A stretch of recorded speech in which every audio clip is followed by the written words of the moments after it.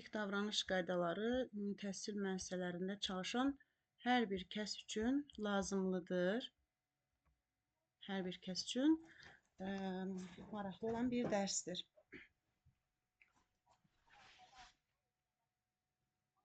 Deməli, bugünkü dərsimizdə biz təhsilə aid sənədlər, müəllimlərin etik davranış qaydaları haqqında söhbət edəcəyik, danışacağıq. Yəni, bildiyimiz kimi, müəllim elə bir dəyərli şəxsiyyətdir ki, xalq öz gələcəyini ona etibar edir. Deməli, bu kəlmələr ulu öndərimizə məxsusdur. Deyir ki, mən müəllimdən yüksək ad tanımıram. Həqiqətən də müəllim elə bir dəyərli şəxsiyyətdir ki, xalqımız gələcəyini, öz canını, qanının parçasına məhz müəllimə etibar edir. Bəs müəllim necə olmalıdır? Yəni, müəllim necə insan olmalıdır? Hər zaman deyirlər ki, müəlliminə bənzər. Kim nə etsə deyir ki, müəlliminə oxşuyur. Yəni, müəllimin etdiyini təkrarlayır. Deməli, müəllim həyatda rol model olmalıdır. Cəmiyyətdə nümunəvi bir insan olmalıdır. Hər kəsin nümunə göstərdiyi, bənzəmək istədiyi bir insan olmalıdır müəllimlər. Deməli, müəllimlərin etik davranış qaydaları niyə vacibdir? Hal-hazırda bilirsiniz ki, şagird davranış qaydaları da var. Artıq bəzi məktəblərdə pilot layihə kimi olmuşdur. Artıq bütün Azərbaycan məktəblərində artıq etik davranış qaydaları tətbiq olunur. Və deməli, müəllimlərin də etik davranış qaydaları da var, şagirdlərin də qaydaları var. Baxın, bəs müəllim necə olmalıdır? Müəllim nələrdən keçməlidir?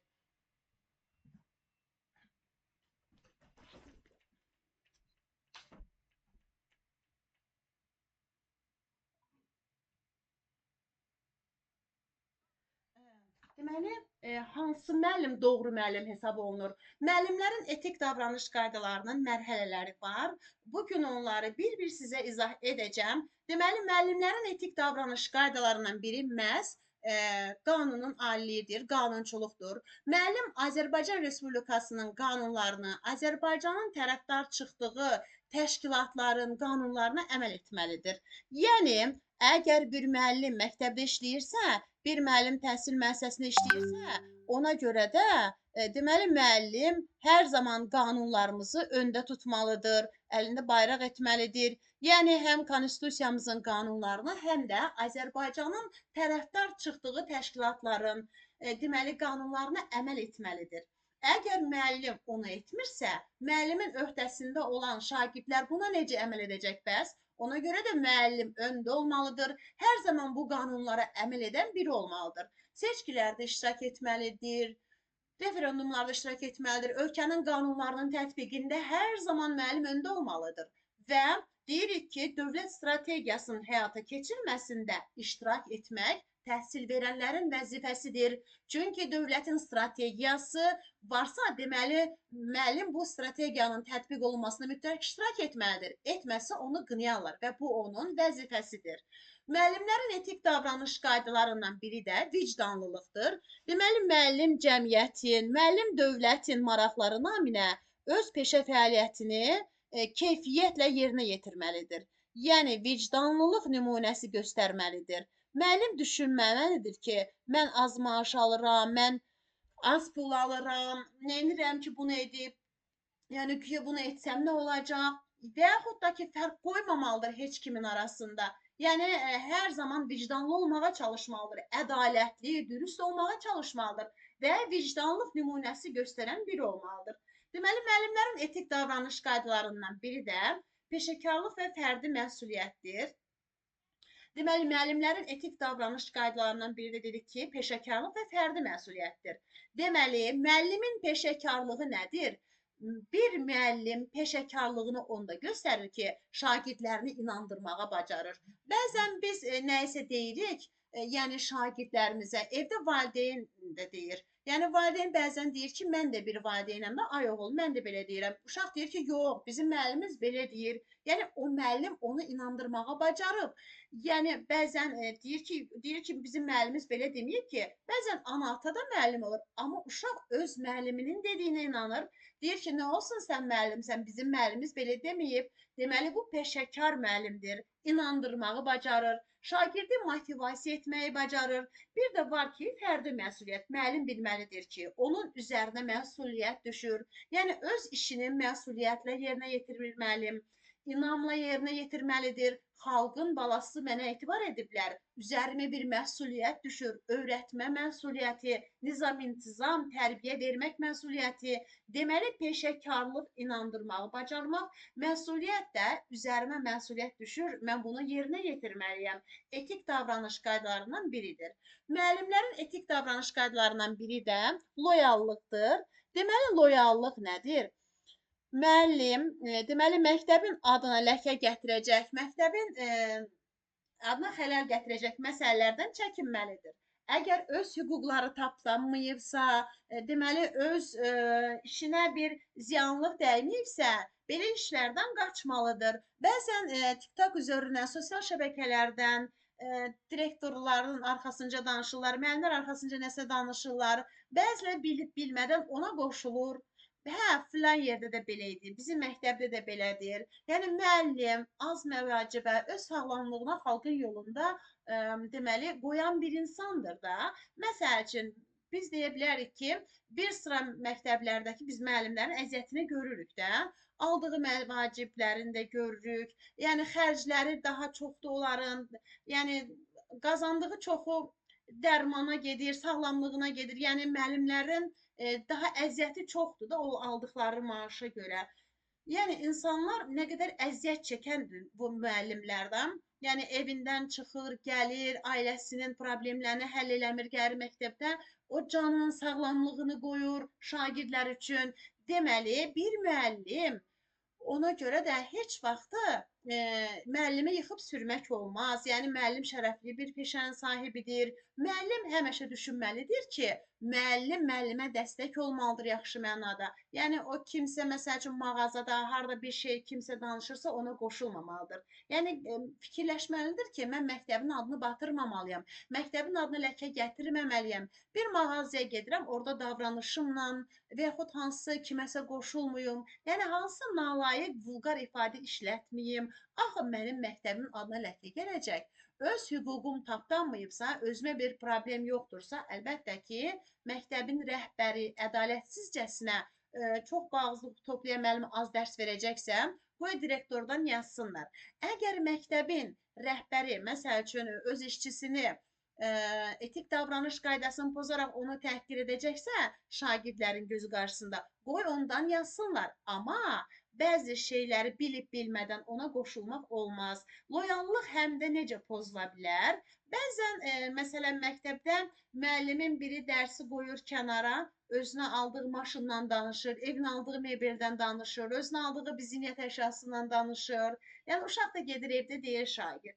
Yəni analar da bir yerə yığışır, toyda, nişanda və mağazada. Məsəl üçün harasa qonaq gedəndə filan nömrəli məktəbin müəllimləri onsuz da dərs keçmirlər ki, oturub qızın aldığı cehizdən, mebeldən danışırlar. Yəni amma filan məktəbin müəllimləri hamısı belə etməyib yaxı. Orada bir müəllimdirsə, məsəl üçün hansı düşüncəsizlik edib edirsə, yəni bu o demək deyil ki, məktəbin bütün müəllimləri belədir. Görürsüz, məktəbin adına ləkə gətirirmi burada? O deyirlər həmişə qadınlar bulaq başında sözün düzünü deyərlər deyə. Onlar da məsəl üçün bulaq başında mı, hardasa yığışanda mı, nəsə bir qeybət eləyəndə burada məktəbdə də yıxıb sürüyürlər. Deməli bu da loyallıqdır da, bir müəllimə görə bütün məktəbin adına ləkə gəlir. Bu da loyallığın pozulması, yəni qeybət etməkdə. Məsəl üçün, hardasa məktəb rəhbərliyi haqqında, məktəb kollektivi haqqında, təhsil müəssisəsi arxasınca danışmaq, xələl gətirəcək işlər görmək bu loyallıq sayılır. Həmişə o düşünməlidir ki, mən müəlliməm, bunu etməməlidir. Etik davranış qaydalarından biri də mədəni davranışdır. Deməli, mədəni davranış nədir? Mədəni, bir müəllim mədəni olmalıdır. Yəni, mədəni davranış odur ki, müəllim nitqinə diqqətli olmalıdır, müəllim hərəkətlərində diqqətli olmalıdır, deməli, müəllim davranışında diqqətli olmalıdır, müəllim qışqıra-qışqıra danışmamalıdır, valideynlərlə ünsiyyətinə fikir verməlidir. Bəzən valideynlərlə məsələn müəllim var ki, güya bu tələbkar müəllimdir, səs-küy aləmi götürür. Yəni, yenə deyirəm, səs-küy aləmi götürmək, yəni səs-küy aləmi götürmək bu yaxşı müəllim demək deyil. Söz deyəndə, tələb də edəndə, qaydasında, qanunla qışqırmaq güya ki, nəyisə həll etmək deməkdirmi? Xeyr. Ona görə də əlbəttə ki, müəllim qışqıra-qışqıra danışırsa, şagird də ona baxacaq, o davranışı göstərəcək. Axı biz rol modelik, bizdən nümunə götürməlidirlər. Müəllim qışqıra-qışqıra danışmamalıdır.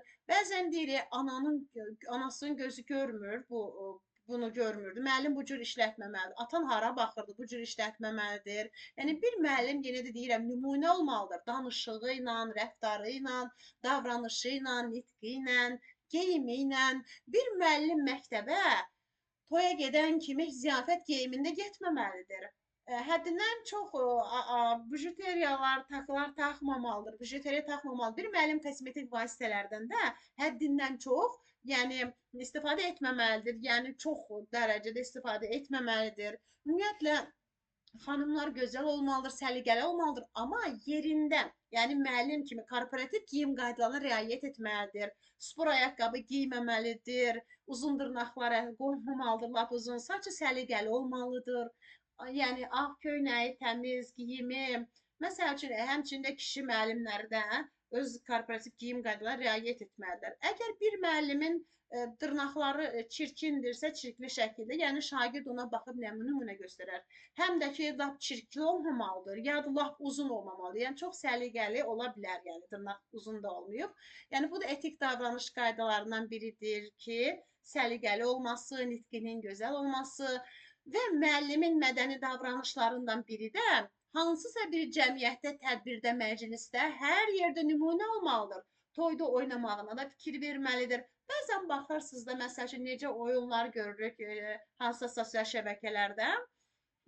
Bəzən baxanda görürük ki, orada bəzən qarşımıza çıxanda görürük ki, yəni müəllim elə oynayır ki, müəllim kimi oynayır. Yəni müəllim oynamalıdır, idman zalına da gedir, idman da eləyir. Amma müəllim yürüyüşdə edir, qaçışda edir, tək gimnastika ilə məşğuldur, toyda da olur, şirniyyat da bişirir, hamısını edə bilər. Amma yerinə görə davranmalıdır. Adına görə müəllim oynayanda da fikir verməlidir. Axır müəlliməm, mən burada şagirdlərim olar, şagirdlərimin anaları, ataları ola bilər, mənə baxırlar. Müəllim istirahət məkanına gedəndə də orada yenə də dənizə gedir. Əlbəttə ki, dəniz paltarda geyilir. Yəni hər şey olur. Amma hər yerdə müəllim özünü gözləməlidir. Davranışı ilə, hərəkəti ilə nümunə olmalıdır. Yəni müəllim, yəni uzanıqlı şəkildə selfie çəkib statusa qoymamalıdır. Yəni bəlkə bəzən xoş gəlməyə bilər bu sözlər bəzi insanlar üçün, amma ki, biz fikirləşməliyik ki, biz müəllimi axı, bizə millət baxır, hamı görür bunu.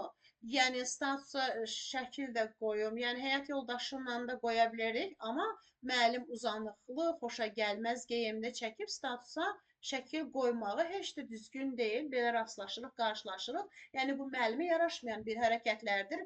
Mədəni davranışın içərisində bunlar hamısı bir alt standartlar kimi gedir. Mədəni olmalıdır müəllim. Əxlaqı ilə, tərbiyəsi ilə, danışığı ilə, davranışı ilə hər tərəfli müəllim olmalıdır ki, onu da kiməsə nümunə çəksinlər. Əhsən sənin müəlliminə sənə bu tərbiyəni verib, bu ədəbi, bu əxlaqı verib. Deməli, nəyə görə deyirlər ki, məsələn, anam məni dünyaya gətirdi, müəllim deyir ki, yerdən göyə qaldırdı. Yəni, bu dilimizdə də var müəllimin qiyməti. Yəni, müəllim necə bir şəxsiyyətdir ki, yəni deməli ona görə də etik davranış qaydalarına biz diqqət verməliyik ki, etik davranış qaydalarının biri də qərəzsizlikdir. Müəllim qərəzsiz olmalıdır.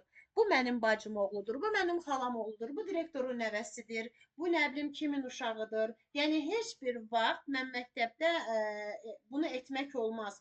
Yəni qərəzsizlik etmək olmaz. Hər kəs eyni gözlə baxmaq lazımdır.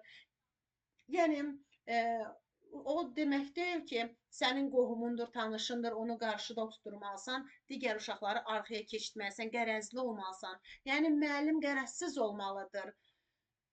Deməli, hər zaman buna diqqət yetirmək lazımdır ki, məsəl üçün, qərəzsizlik bu deməkdir ki, əgər sən qonşunla davalısansa, sən qonşunun uşağı sinifində gəlir də oxuturursa, o demək deyil ki, sən ondan anasına görə qərəzsizlik etməlisən. etməməlisən bunu. Bura məktəbdir, dərsdir. Bu gələcək cəmiyyətimizin bir üzvüdür. Ona normal şəkildə rəftar etmək lazımdır. Qərəzli şəkildə yanaşmaq olmaz. Qərəzsiz olmaq lazımdır. Məsəl üçün yarış olur. Yox, biz qızları göndərməyək, oğlanları göndərək. Qərəzsizlikdir bu. Bu qərəzsizliyin pozulmasıdır.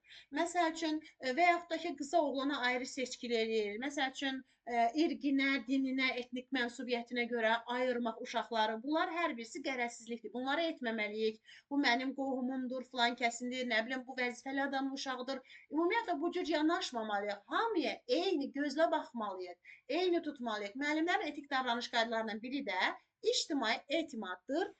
Deməli, ictimai etimad nədir? Xalq bizə etimad göstərir. Əlbəttə ki, bəzən olur ki, uzaq bir məsafələrdən keçir, gəlir, taksi tuturlar. Məsəl üçün, hardan hara gəlirlər, xərc çəkir, deyir, istəyirəm ki, övladım filan müəllimin sinifində oxusun. Məsəl üçün, olur da müəllim də, məsəl üçün, müəllim robot deyir ki, məsəl üçün, müəllim də bir səhv edə bilir. Məsəl üçün, müəllim səhv eləyəndə çalışmalıdır ki, bu səhvi tez aradan qaldırsın. Yəni, xalq bizə etimad göstərir. Yəni, müəllim xalqın ona göstərdiyi etimaddan sui-istifadə etməməlidir. Yəni, ictimai etimad odur ki, müəllim etdiyi səhvi tez aradan qaldırmalıdır. Yəni, mənə ictimaiyyət, xalq etimad göstərib. Ona görə də, deməli, xalqın o etimadını qırmamaq üçün, deməli, etdiyi səhvi tez aradan qaldırmalı ki, xalqın gözündən düşməsin. Məsəl üçün, çünki xalqın ona bir etimadı var. Yox, məsəl üçün, ulduz xəstəliyə tutulmasın ki, zaten mən ulduzamdır, mən bunu etsəm də gətirib qoyublar mənim sinifimə, etməsəm də. Yəni, mən özüm, belə deyim ki, məsəl üçün, hansı ki, bu etik davranış prinsiplərindən ki, bu əvvəlki danışdığım prinsiplər hansısa birini müəllim pozmuş olursa, tez bu etik davranış prinsiplərini pozduğuna görə də elə nə etməlidir? Yəni, ictimai etimad göstərməlidir. Yəni, hansısa etik davranış prinsipini pozubsa, anında, yerindəcə ictimai etimad göstərməlidir. Bu səhvini, yəni, düzəltməlidir. Yəni, mütləq anında. Həmçinin etik davranış qaydalarını pozan müəllimlər hansısa cəza tədbiri görülə bilir ki, yəni bu müəllim mütləq şəkildə bu etik davranış qaydalarına riayət etməlidir. Ümumiyyətlə, bu etik davranış qaydalarına riayət etmək, əməl etmək hər bir müəllimin vəzifəsidir. Hər bir təsisçisinin vəzifəsidir deyə bilərik buna. Deməli, baxın,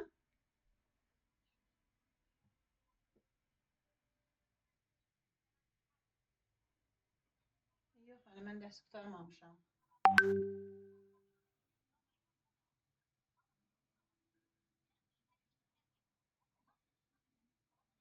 Məsəl üçün, xalq müəllimə etimad göstərirsə, bu etimadı müəllim doğrultmalıdır. Məsəl üçün, xalq mənə etimadı sındırmamalıyam. Xalqın mənə etimadı var. Deməli, ona görə də məsuliyyətli insan hər işdə məsuliyyətlidir. İstər aşpaz olsun, istər pinəkçi olsun, istər bərbər olsun. Yəni, televizora baxa-baxa onun bunun saçını, nətər deyim, dərzi də onun kimi, yəni işini məsuliyyətli görməlidir. TikToka girə-girə paltar tikəcəksə, paltar əyri olacaq. Yəni, mütləq şəkildə daha diqqətli işini görməlidir. Müəllimin də işini diqqətli görməlidir. Müəllim də etik davranış qaydalarından biri də konfidensiallıqdır. Məsəl üçün, bunu, baxın, konfidensiallıq, baxaq nədir indi biz. Baxın, burada konfidensiallıq nədir? Konfidensiallıq kimi yadınızda saxlayın bunu. Mütləq şəkildə bunlardan düşür imtahanlarda. Bütün ümumiyyətlə rəhbər işçilərin də imtahanında düşür, sertifikasiyada düşür. Məsəl üçün, MİQ-də də düşür, bağça müəllimləri, məktəb direktoru, direktor müavinləri, ümumiyyətlə bunlardan düşür. Hətta müsahibələrdə də düşür bu etik davranış, bu mütləqdir. Təhsil verənlərin etik davranış qaydaları. Deməli, konfidensiallıq nədir? Konfidensiallıq deməli, hər hansı bir məqamın gizlin saxlanılmasıdır. Bəzən deyirlər ki, filan işdə konfidensiallığı gözləmək lazımdır. Yəni, hamının içində bir şey deməmək lazımdır. Bəzən olur ki, əlbəttə ki, bizim də xoşumuz başımıza gəlməyən şeylər ola bilər ki, təhsillə bağlı və yaxud valideynlə bağlı, şagirdlə bağlı, amma biz onu hamının içinə deməməliyik. Məsəl üçün sizə sualım olursa, valideyn iclasları necə olmalıdır? Deməlisiniz ki, fərdi. Məsəl üçün biz valideyn iclaslarını o zaman toplum edirik ki, orada ümumi məsələlərdən danışacağıq. Yəni ümumi məsələlərdən. Yəni məsələn məktəbdə bir tədbir edəcəyik. Yəni məktəbimizin filan bir uğuru var, bütün valideynlərə bunu bildirmək istəyirik. Yəni bunun haqqında, yoxsa mən yataq bir şagird haqqında valideyn iclasına fikir bildirmək olmaz.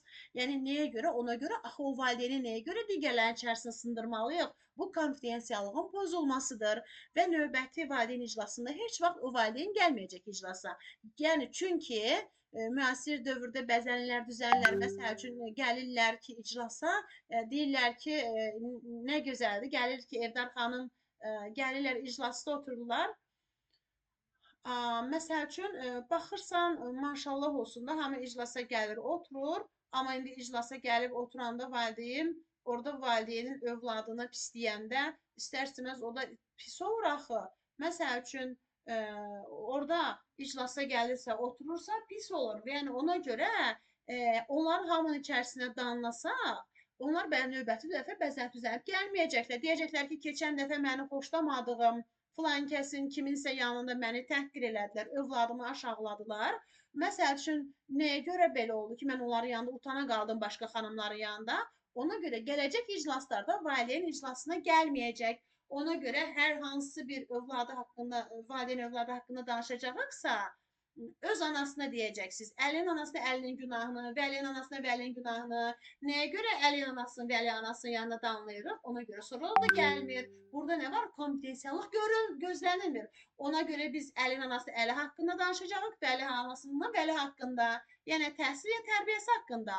Onda əlin anası məşğul olacaq da, vəli anası olmayacaq ki.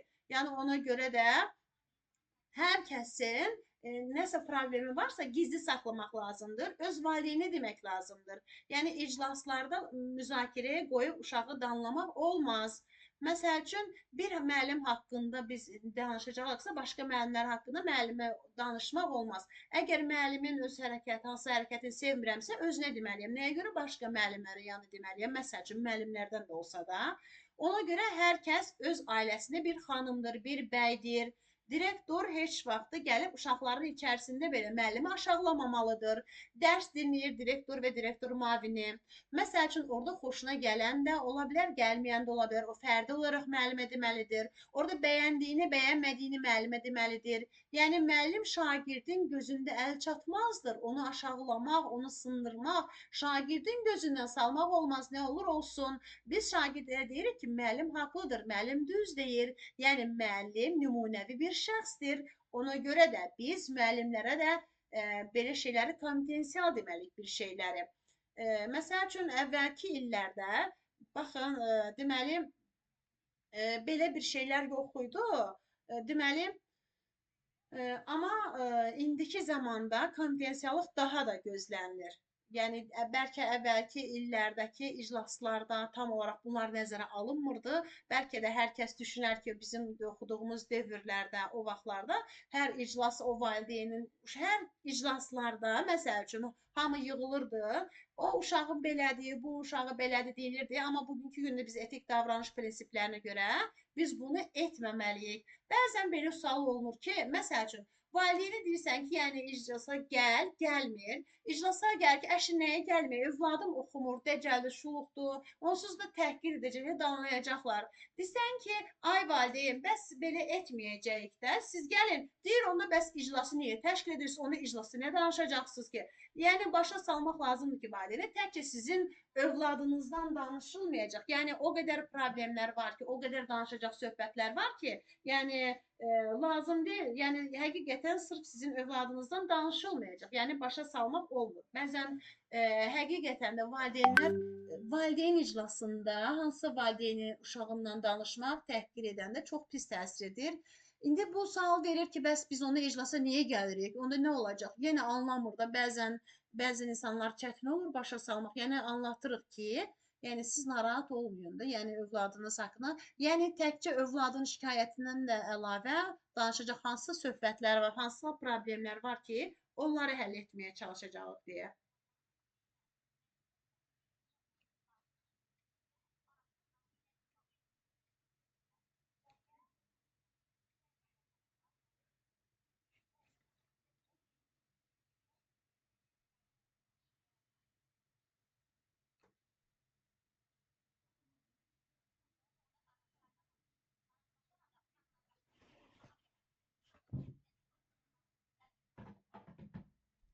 Deməli, Əsxanlar, məsəl üçün biz etik davranış prinsiplərimizdə hamısını baxaq yuxarıdan bir-bir yadımızda saxlayaq. Məsəl üçün, bu Time kitabı çıxıb 2024-də, 2024-dür, amma ondan sonra məsəl üçün etik davranış prinsiplərinə baxırıq. Burada biz gələk, burada bir dənə bunu mən vurğulayım sizə. Burada qanunun aliliyi var. Həmən bu söz burada dəyişilib, qanunçuluq qoyulub. Qanunçuluq. Yəni qanunun aliliyi belə deyək ki, məsəl üçün deyir ki, qanunali qanunçuluq. Əvvəl qanunali idi, indi qanunçuluq olubdu. Dəyişdirilibdir, digərləri qalıb, dəyişdirilib bir dənə bu. Deməli, burada qanunun aliliyi, belə qanunçuluq deyəndə burada adından da məlumdur ki, qanun sözü var bunun başlanğıcında. Qanun sözü. Burada nədən danışılır? Məsəl üçün deyir ki, müəllim vəzifə funksiyanın icrası zamanı istəyir müəllim, istəyir hansı vəzifəli, yəni direktordur, müavindir, hər birisi. Yəni vəzifə funksiyası icrası zamanı deyəndə biz nə başa düşürük burada? Deməli, İşə götürənlə işçi arasında bağlanan əmək müqaviləsinə əsasən hər bir işçinin gündəlik əmək funksiyası olur. Yəni onun əmək müqaviləsində hər gündəlik görəcəyi işi, yəni onun orada əmək funksiyası qeyd edilir. Məsəl üçün hər bir kəsdə öz əmək funksiyasını deyək, vəzifə funksiyasını yerinə yetirərkən Azərbaycan Respublikası Konstitusiyasının, Azərbaycan Respublikası qanunlarının, habelə Azərbaycan Respublikasının tərəfdar çıxdığı beynəlxalq müqavilələrin tələblərinə, insan hüquqlarına və demokratik prinsiplərinə əməl etməyə borcludur. Deməli, biz belə baxanda bu hüquq və vəzifələrdən keçmişdikdə biz baxanda görürük ki, sırf bu etik davranış prinsipləri hər birisi vəzifə kimi gedir. Mütləq şəkildə hər bir müəllim, hər bir təhsil işçisi bunu yerinə yetirməlidir. Mütləq şəkildə hansı ki qanunçuluğun bu yəni bu hüquqları və demokratik prinsiplə əməl etməyə borcludur deyilirsə, bütün prinsipləri də yerinə yetirməyə borcludur. Deməli, burada nədən danışırdı bu qanunçuluq dediyimizdə, bu qanun aliliyində? Deməli, hər bir müəllim, hər bir təhsil işçisi, hər bir direktor, hər bir müavin öz əmək funksiyasının icrası zamanı, öz əmək funksiyasını yerinə yetirdiyi zaman mütləq şəkildə bizim belə deyək ki, biz konstitusiyası olan bir dövlətdə yaşayırıq, biz qanunları olan bir dövlətdə yaşayırıq. Ona görə də mütləq şəkildə qaydalara və qanunlara riayət etməlidir. Yəni özündən hansısa qanunlar icad etməməlidir. Mütləq şəkildə dövlət müəssisəsində işləyən hər bir kəs qanunlara, qaydalara əməl etməlidir. Yəni öz əmək funksiyası yerinə yetirdiyi zaman qanunu, yəni qanun tərəfdarı olaraq da qanuni tərəfdən işini qanuni yolla görməlidir. Yəni ondan kənara çıxmamalıdır. Yəni burada bizim kitabımızda testləri də var. Mən hər dəfə testlərin izahlarını da verirəm. Deməli, təkcə belə deyək ki, materialı oxuyursunuz. Məsəl üçün, material oxuyandan sonra mütləq şəkildə materialı oxuyandan sonra test işləmək lazımdır da. Yəni, materialı oxumadan test işləmək doğru deyil. Deməli, bizim etik davranış prinsiplərimiz bu qədər. Mən material da göndərərəm sizə və əldə testindən də danışarıq onun.